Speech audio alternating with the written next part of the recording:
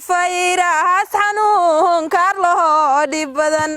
oo koonka kurbeeya kalmaadaan kooranaya ummadii way kala fogaadeen ma wada kulmaan in badan baa geeriyoodo la dhigay godkii oo in baa isbitaalka loo ildaran xanuun oo kumbaha karantiilan keligood fadhiya cilada ee dalxiis yaalaada iyo duulimaad la diid oo duruusta quraanka dugsiyaashii waa la xiray